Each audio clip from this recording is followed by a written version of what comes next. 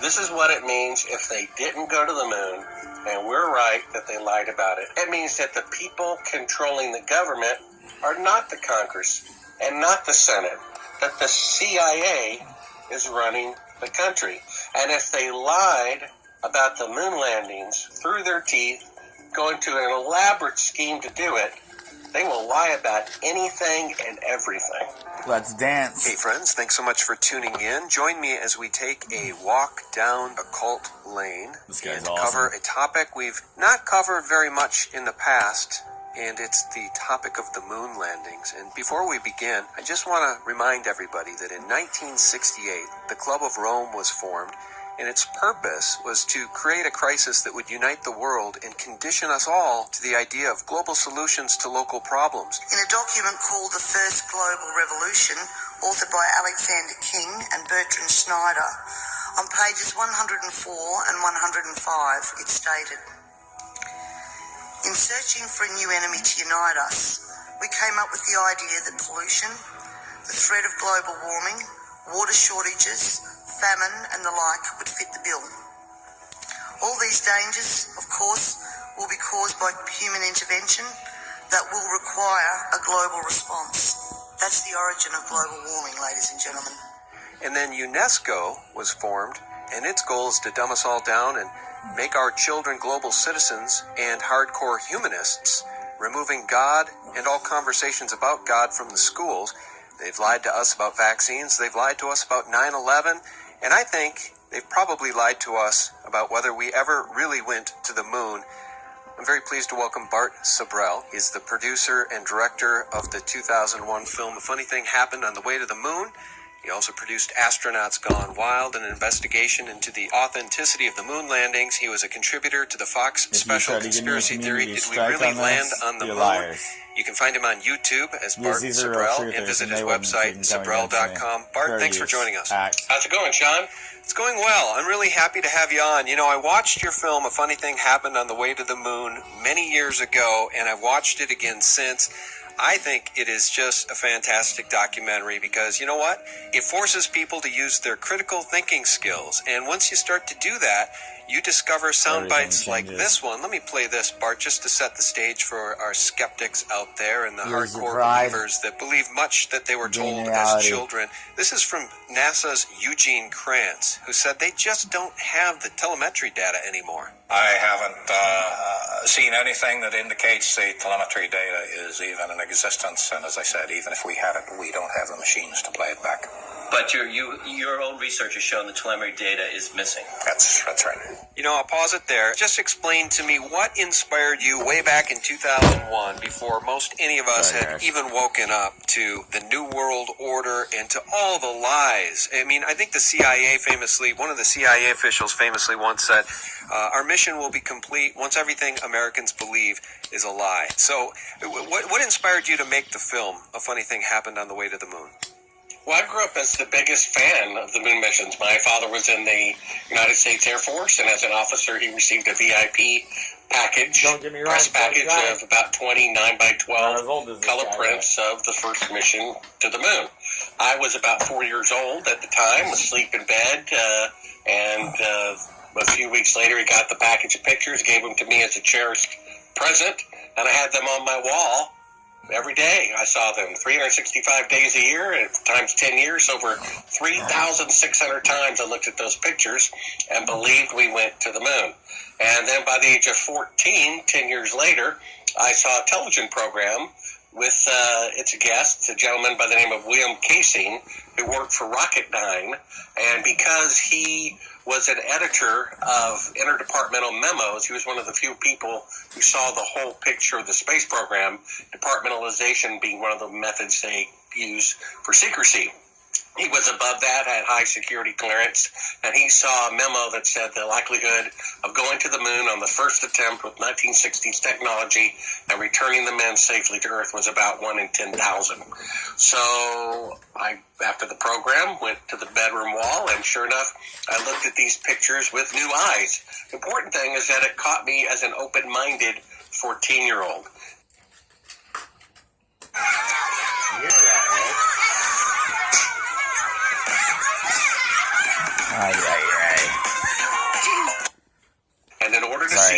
truth, we have to be open-minded. In fact, one of the greatest stumbling blocks to perceiving the truth is our own pride. Pride blinds us from seeing the truth.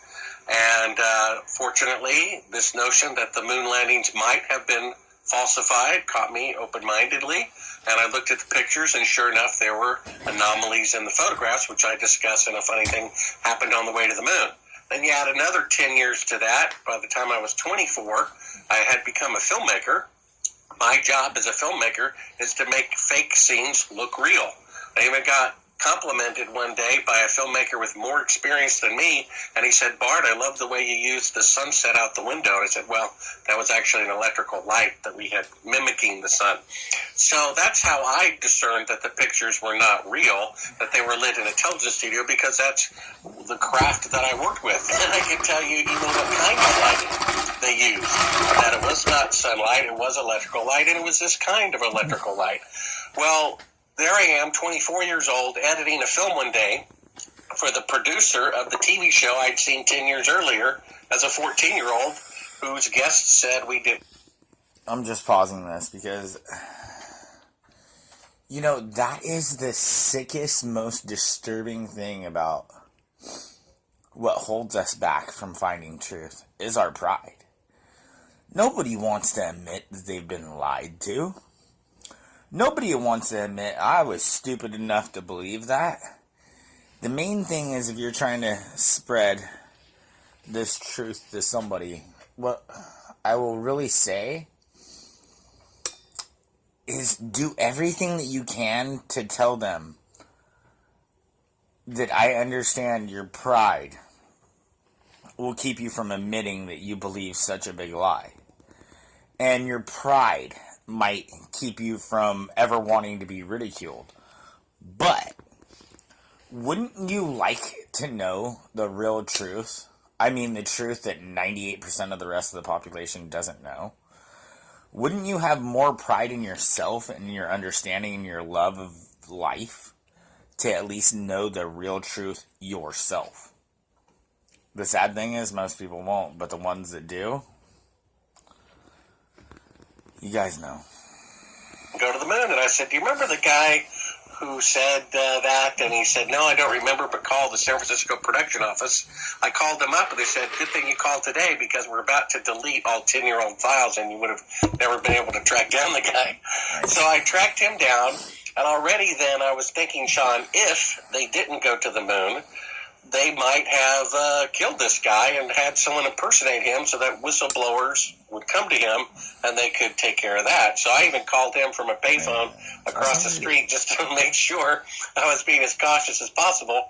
But within a few minutes, he had this great grandfatherly personality that I knew he was genuine. And he suggested that I do a film about it, being a filmmaker. Well, I paid my salary myself for about 6 months out of savings and did nothing but research how the shadows that should be parallel in sunlight intersect, sometimes at 90 degrees, how 2 of the 3 astronauts from the first mission rarely give interviews, how the administrator of NASA resigned days before the first mission, how the Soviets had launched the first satellite, the first animal, the first man, the first woman, the first spacewalk, the first crew of 3.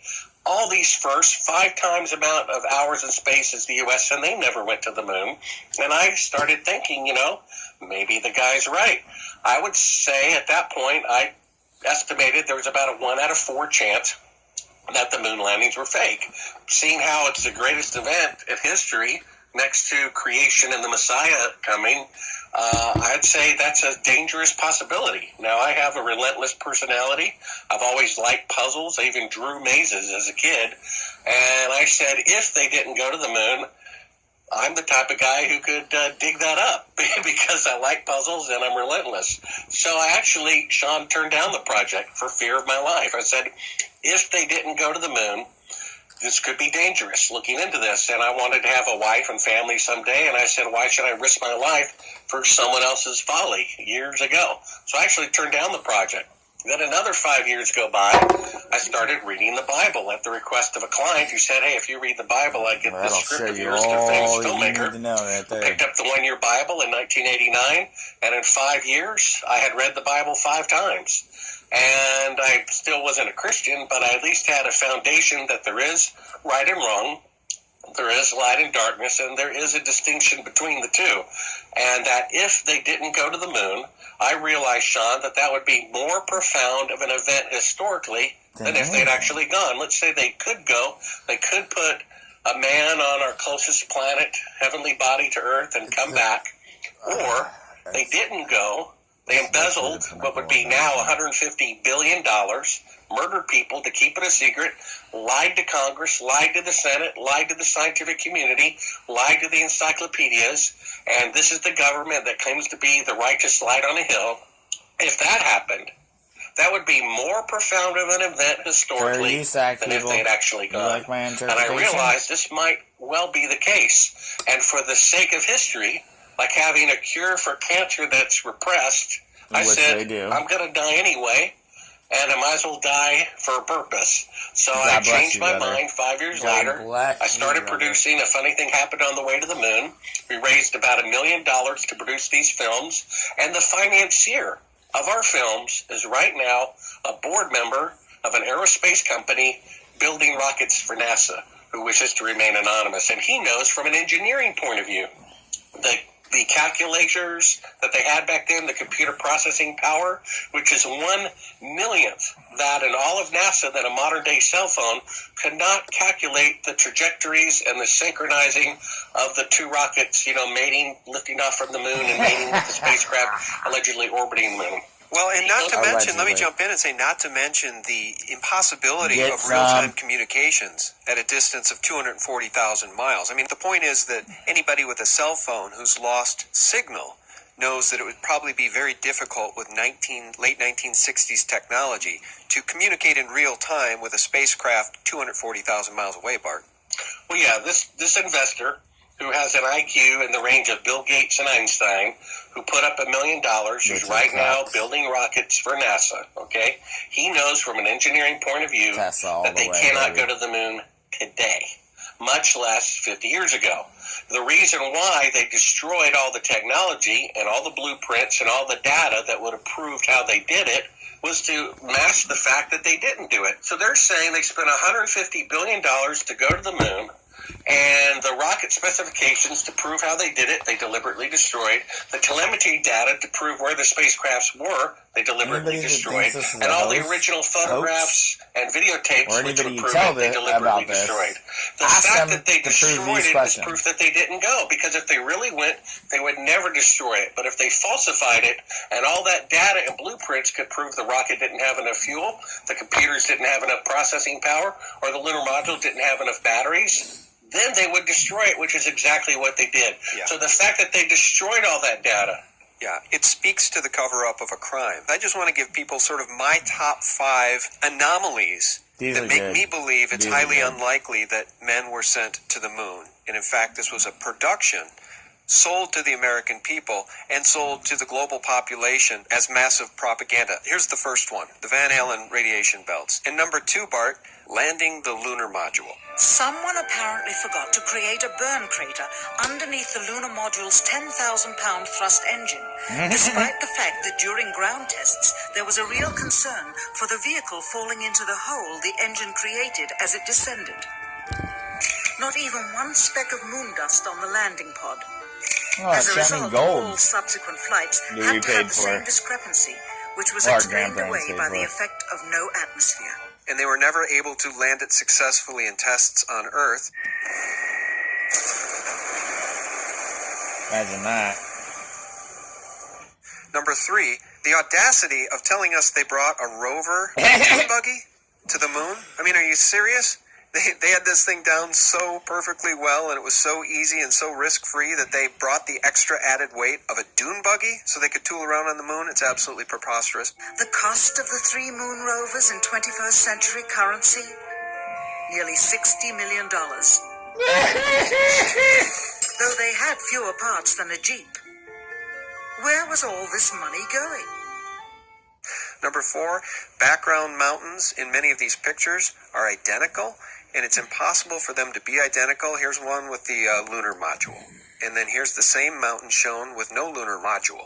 And number 5, the Apollo 11 post-moon landing conference with Buzz Aldrin, you can Michael see Collins, the and Neil shame on their Armstrong, faces. I've where watched it these feels interviews. a lot more like a funeral than a Dude, hero's they're welcoming so of ashamed 3 men because they're that supposed just to be landed on American the moon. heroes When you here. looked up at the sky, could you actually see the stars and the solar corona in spite of Oh, the they glare? felt so ashamed. You We know were it. never able to see stars from the lunar surface or Oh, I on would the have daylight punched my side own of the teeth moon. out.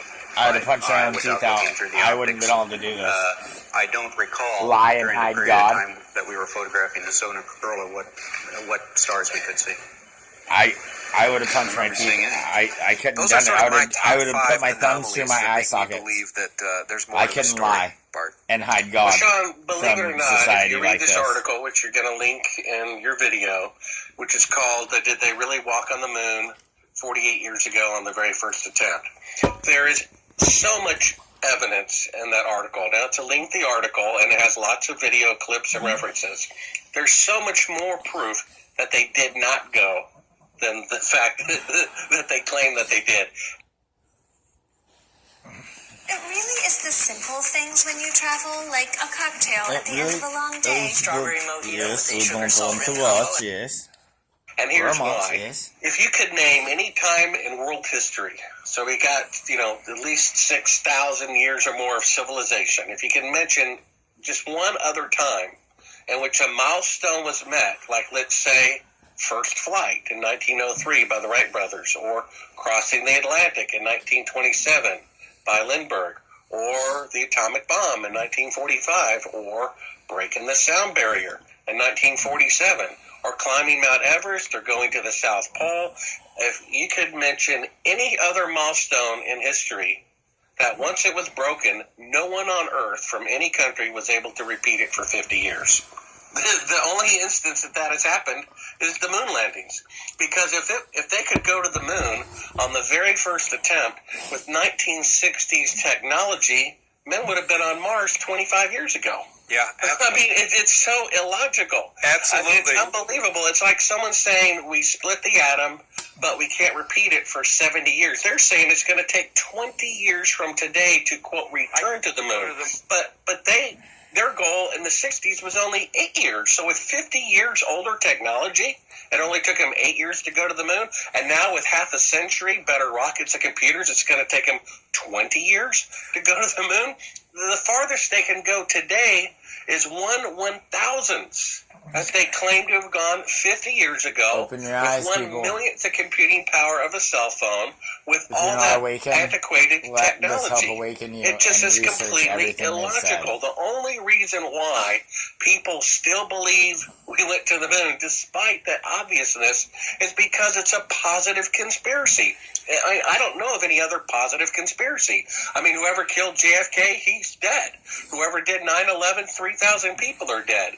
But this is a positive conspiracy. We went to the moon. America's great during the Nixon administration, during the Vietnam War protests, a distraction, a pep rally, something to feel good about. Your team won the Super Bowl. Well, what if I told you, Sean, your team, your hometown, they cheated to do it? You're ready to punch me in the face. And what if it's true? I mean, to me, it's so amazing. There's so much proof that they didn't go compared to their acclaimed of the facts that they claimed they went to the moon. There's really no comparison. Yeah, well, let me back you up here. Cars have gotten more economical and more powerful. Certainly better since, the Model T.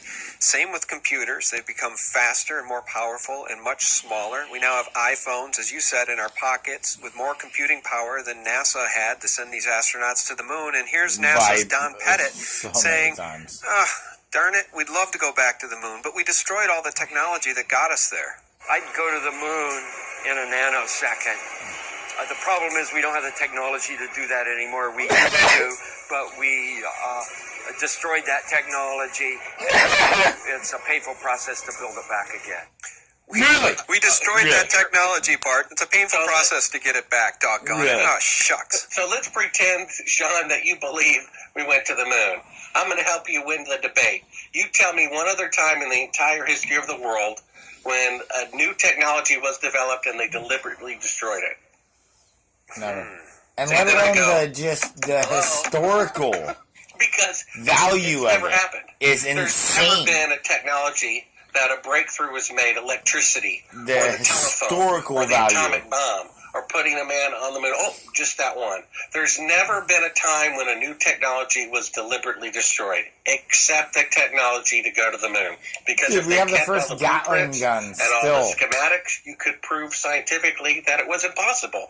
We have publications from von Braun We himself. have some He's of the the guy Wright who designed brothers' the rocket. first And he planes. said originally it would take 3 rockets, each taller than the Empire State Building, each weighing 800,000 tons to reach to the moon, and the Saturn V only weighed 2,500 tons. Yeah. It's a difference of 30,000%. And then he said you'd have to have a space station built first, ferry all of the extra fuel, and from there go to the moon. And then he said once he landed, you'd have to go into a cave because there would be a 50% chance every 24 hours of a catastrophic failure because of micrometeorites causing catastrophic decompression in the spacecraft or spacesuit. And they're leisurely walking around the moon for days. And okay, there are people that do lots of tests, and they show that you cannot have combustion in zero air. You have people, and I trust me, they tried to pull this crap off, so it might be hard to find, but they have literally people like making their own little like boxes where they suck, they take a vacuum, they suck all the air out, and they try to ignite, the most ignitable stuff that there is. Oh, sorry about that. The most ignitable stuff that there is, and they can't ignite it because they've sucked all the air out. So what do they take air? Look, I loved space. I always thought space would be the most amazing, greatest thing in the world. Please let me go to another planet and explore. I am somebody that I'd risk my life and give my heart and my soul to go to another freaking planet and explore and be whatever. So, and I understand when they talk about, like, the first thing you have to get rid of is your pride. And that is the main thing I'm telling you, people.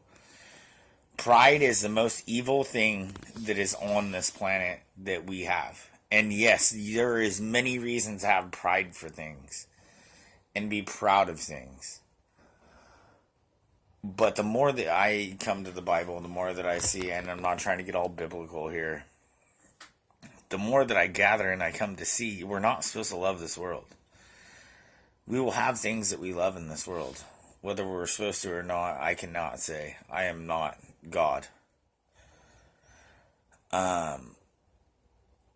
Yeshua, whatever. I don't know. But the one thing that I do know that traps us more than anything else in this world is the trappings of pride. When we can let go of our pride and realize that, hey, we've been deceived, or maybe I don't know everything. I feel like I've learned more in the past 2 or so years after I realized that I knew nothing. After I was able to come to realize that I knew nothing, I started to learn things for real and not for... If that makes any sense. If it doesn't, please do your own research. Anything that seems like it's a lie, dig deep. Because I promise if you do, you will find. Days, and no one ever had a micrometeorite. It's absolutely unbelievable that they would bring a car to the moon and drive a distance away that they couldn't walk back in the event there was a failure in the mechanism. It's so preposterous. But people wanted to believe it. They wanted to believe in technology. They wanted to believe that America is great. And we're trying to take candy away from a baby here, Sean, in order to get people to see the truth. They don't want to give up their candy. I've talked to professors at universities who said if they saw an Apollo astronaut on national TV confess that it was fake, they would still believe that the missions were real. Well, They want to believe it so much. we've been indoctrinated since children with this story. Yes. And you're right, it's a positive story. It's a patriotic story, and we want to believe it. But again, as I started this video, as I started this interview, just about everything we've ever been told has been a lie. So, Think what it means if they didn't go and lied about it. Let's think about that for a minute. Yes. This is what it means if they didn't go to the moon, and we're right that they lied about it. It means our country, the United States of America, that we're genuinely patriotic for, being an honest country, a moral country, that they lied about the greatest accomplishment of mankind. They held ticker tape parades for these people. They gave them congressional medals of honor for lying. It means, because we know Congress and the Senate didn't vote for this, it means that the people controlling the government are not the Congress and not the Senate, that the CIA is running the country. And if they lied about the moon landings right in front of your eyes, through their teeth, going to an elaborate scheme to do it, they will lie about anything and everything. Yeah. And if that's the country that we're a part of, and if that's the country that is leading the world in democracy and freedom, then think what that really means. I'm going to put up $100. People will not accept that. I talked to that professor, and he's like, wrong. well, people wouldn't do that. People wouldn't First be that person to corrupt. prove this wrong. We live in a world in which in the last 100 years, more people died killing each other than in the entire history of the world. Genocide, killing millions of people because of their religion, raping babies, stealing, Nobel Prizes through plagiarism. And you think no one would lie about a scientific accomplishment, a bluff and technological poker with the Soviet Union? well, look, it was also, I think you're hitting the nail on the head with the CIA. You've basically described the shadow government. It's now operating really in full view of everyone who's paying attention. We can see the deep state shadow government and what the CIA has been up to for so very long. These moon landings were also a way to essentially embezzle, hundreds of millions of dollars. And billions of dollars, in fact. So I think that you're right over the target there. But I want to circle back to Wernher von Braun, and then I want to ask you about how you think they pulled this off. Stanley Kubrick, front screen projection technology, stuff like that, if you want to weigh in. But Wernher von Braun said this, and I didn't know that he had become a godly man, but I think through his exploits with NASA, which we know was a cult institution in its foundings with Jack Parson, etc. Wernher von Braun said this, quote, "We should remember that science exists only because there are people, and its concepts exist only in the minds of men. Behind these concepts lies the reality, which is being revealed to us, but only by the grace of God."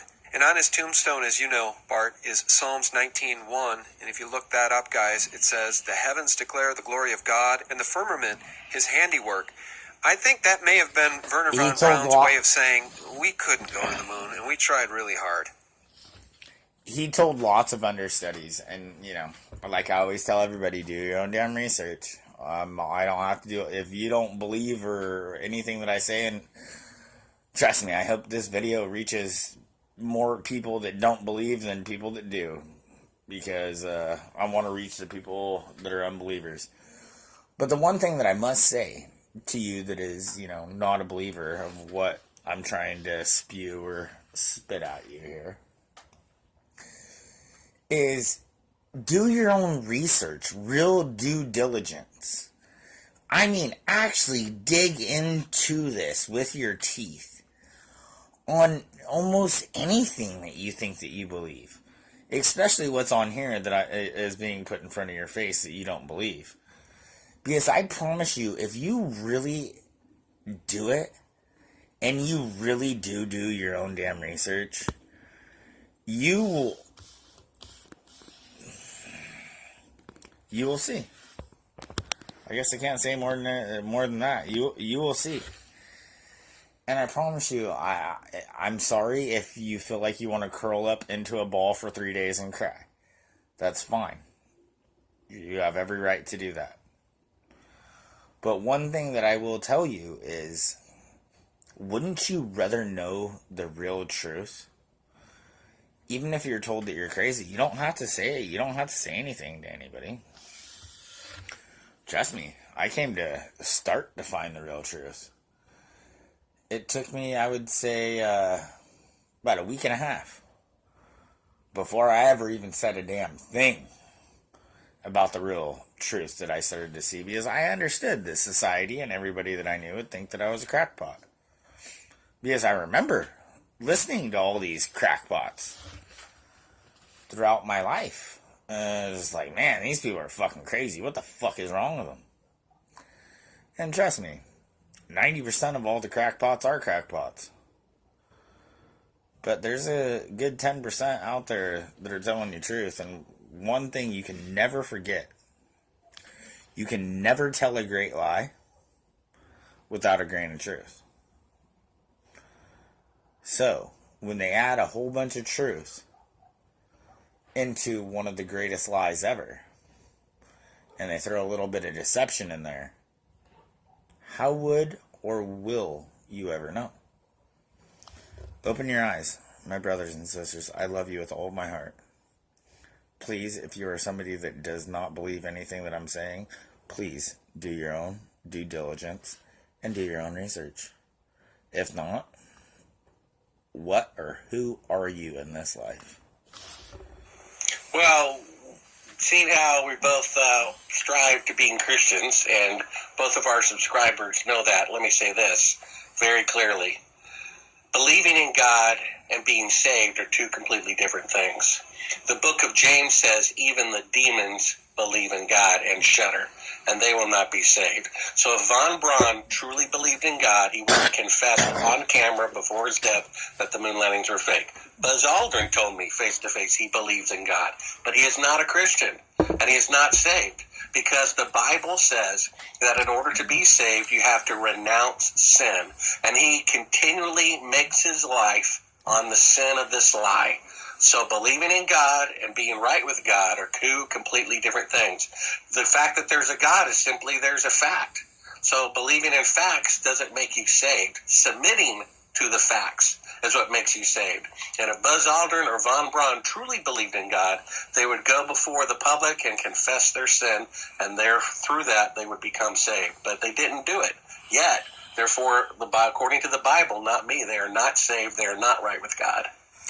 Let me ask you how you think they pulled this off. Where do you think they pulled it off? Do you have any idea? And do you think that Stanley Kubrick's front screen projection was used? I know NASA and Stanley Kubrick had a very cozy relationship when he was making 2001: A Space Odyssey, and he had access to technology and cameras from NASA that nobody else on the planet had access to. I think that's a very, very interesting part of the story. What's your thought on how they pulled this off? If you pay full price for spa treatments, you're crazy.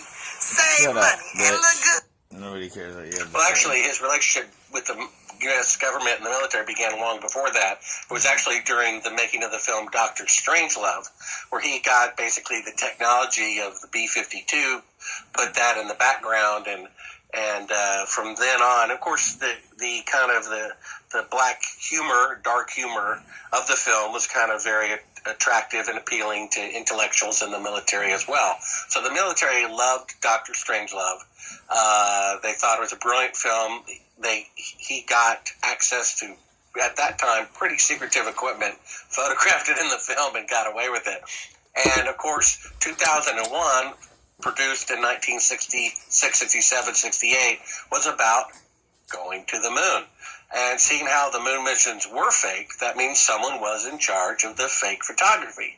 They could either hire the general of the media department at the Pentagon and have great security and amateur results, or they could hire the best filmmaker on the planet and worry about security later. Well, that's had to have been their choice for that short-term benefit. Sure enough, Kubrick was already in with the military through Dr. Strangelove. He was producing a film about going to the moon. Von Braun and Eugene Krantz, who we heard from earlier, they both visited the set of 2001: A Space Odyssey.